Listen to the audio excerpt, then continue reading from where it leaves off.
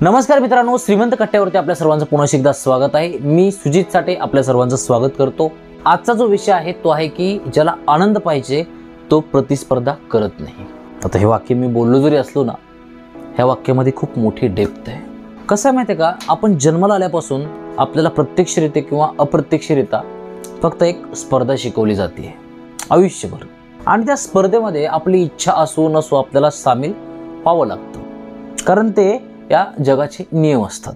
लहानपणीपासून आपल्या डोक्यामध्ये तशी एक आपली अपब्रिंगिंग केली जाते। आपल्या डोक्यामध्ये त्या सगळ्या गोष्टी घुसवल्या जातात की तुला हे करायचंय, तुला ते करायचंय, तुला हे आलं पाहिजे, तुला ते आलं पाहिजे, आणि ह्या गोष्टी आपल्या डोक्यामध्ये भरल्यामुळं आपण त्या चाकोरी पट्टीमध्ये पळत असतो। मला हे करायचंय, मला ते करायचंय, मला फर्स्ट यायचंय, आणि ते करत असताना काय होतं माहिती आहे का, आपण ह्या जगामध्ये गुंतलो जातो भरपूर प्रमाणात। पण ह्या गोष्टी आपल्याला त्यावेळेस लक्षात येत नसतात। ज्यावेळेस आपण शांत बसतो आणि स्वतःला ऑब्झर्व करायला लागतो ना, त्यावेळेस मग कळायला लागतं की मी एक्झॅक्टली कुठं अडकलोय, माझ्या आयुष्यामध्ये एक्झॅक्टली काय चालू आहे। पण ह्या गोष्टी आपल्याला कधी शिकवल्या जात नाहीत। आपल्याला फक्त स्पर्धा शिकवली जाते, तुला टॉप व्हायचंय, बाकीच्यांचं काय देणे घेणे, आणि त्या स्पर्धेमध्ये आपण स्वतःला जिंकवण्यासाठी पळत असतो, 24 तास मेहनत करत असतो। पण ह्या स्पर्धेमध्ये पळत असताना काय होतं आपल्याला पण लय लक्षात येतं। ज्यावेळेस स्पर्धा हा शब्द आपल्या आयुष्यामध्ये येतो ना, त्यावेळेस आपल्या स्पर्धेमध्ये ऑटोमॅटिक बाकीचे लोक ऍड झालेले असतात। आपण कधी जिंकतो, ज्यावेळेस कोणीतरी हारतो ना त्यावेळेस आपण जिंकत असतो। हा जगाचा नियम आहे, कोणीतरी हारल्याशिवाय कोणतरी जिंकत नसतं, कोणीतरी सेकंड आल्याशिवाय कोणीतरी फर्स्ट येत नसतं, सगळे तर फर्स्ट नाही येऊ शकत।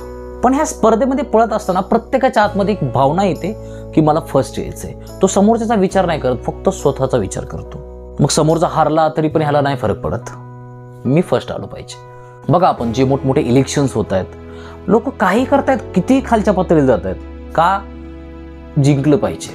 पण ह्या अशा गोष्टीने काय होतं माहितीये का, आपल्या आयुष्यामध्ये प्रेम नाही राहत, आपल्याला सुख नाही मिळत। आपण संध्याकाळी झोपलो तरी पण तेच डोक्यात विचार चालू असतात 24 तास।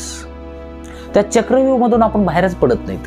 24 तास त्याच गोष्टी आपल्या डोक्यात चालत असतात। मला सक्सेसफुल व्हायचंय, मला हे करायचंय, मला ते करायचंय। जगाच्या नजरेमध्ये उठून दिसण्यासाठी आपण 24 तास पळत असतो, पण आपला आनंद हारून बसतो। बघा, तुम्ही जेवढे पण यंगस्टर्स आहेत, जे पण सिव्हिल सर्व्हिसेससाठी किंवा कुठल्याही कॉम्पिटिशनसाठी जे पळतायत, जे अभ्यास करतायत, जे लढतायत ना, 90% त्यामधली मुलं ही दुःखी आहेत। जोपर्यंत रिझल्ट येत नाही ना, तोपर्यंत तो आयुष्यामध्ये सक्सेसफुलच नाही, तुझ्या आयुष्याचा काय अर्थच नाही, अशी एक आपली अपब्रिंगिंग झालेली असते।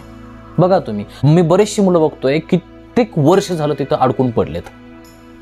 मी सुद्धा सिव्हिल सर्व्हिसेसची प्रिपरेशन करत होतो म्हणून बोलतोय।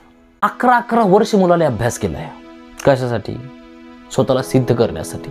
शेवटी नाही झाला तर काय करतायत? पण आयुष्यातला तो जो गेलेला वेळ आहे, संघर्षामध्ये, दुःखामध्ये, डिप्रेशनमध्ये, टेन्शनमध्ये, स्ट्रेसमध्ये, तो परत येणार आहे का? कधीच नाही।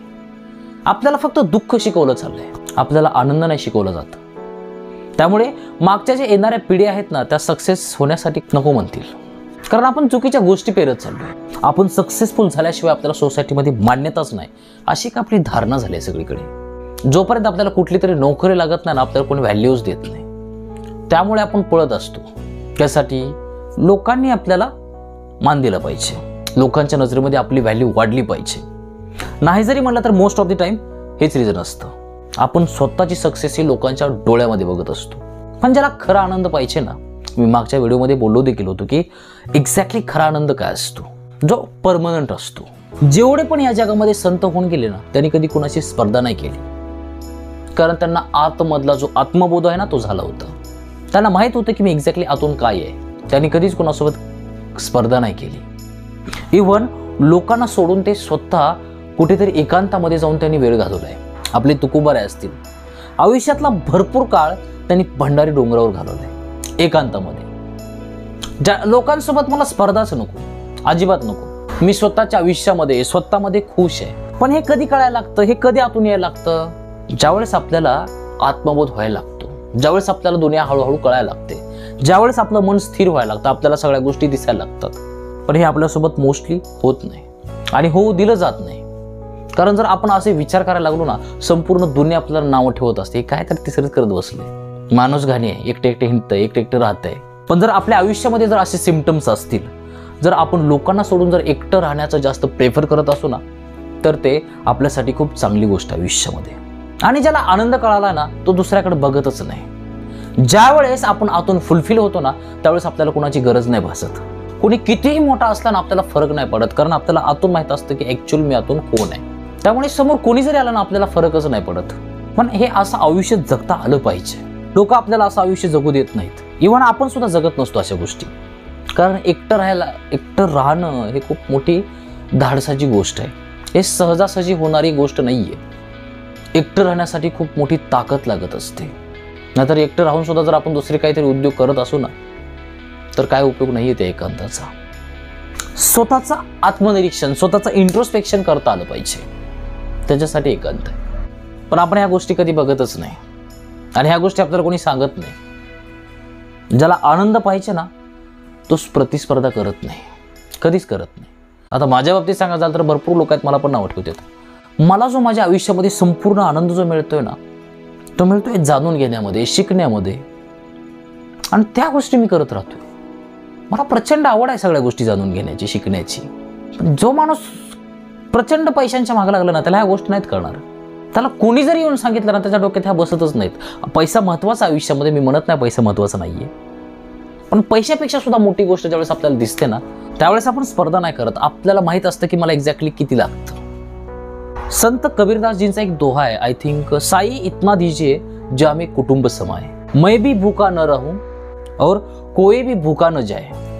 म्हणजे मला फक्त एवढंच दे भगवंता जेवढं मला पाहिजे.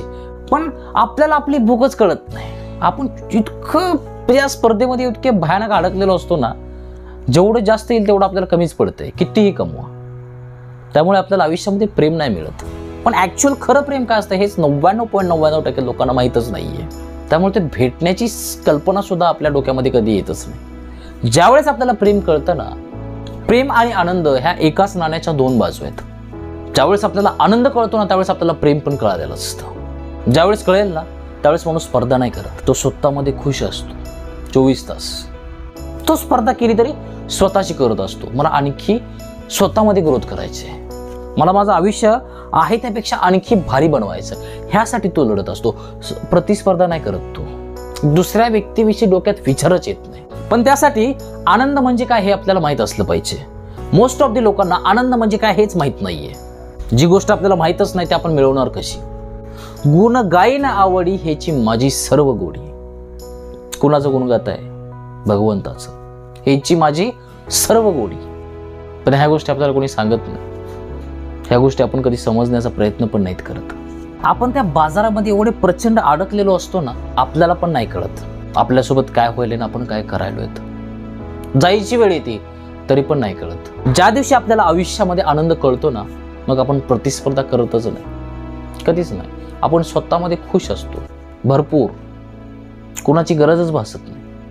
कोणी आला तरी ठीक, कोणी गेला तरी ठीक, कोणी बोललं तरी ठीक, कोणी नाही बोललं तरी ठीक. आणि ज्यावेळेस आपण असं आयुष्य जगायला लागतो ना त्यावेळेस आपण खऱ्या अर्थानं या आयुष्याला जगत असतो.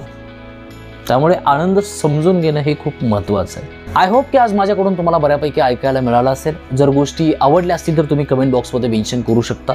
जर चॅनल अजून सबस्क्राईब केलं नसेल तर करू शकता. Thank you so much for watching this video. God bless you. Bye.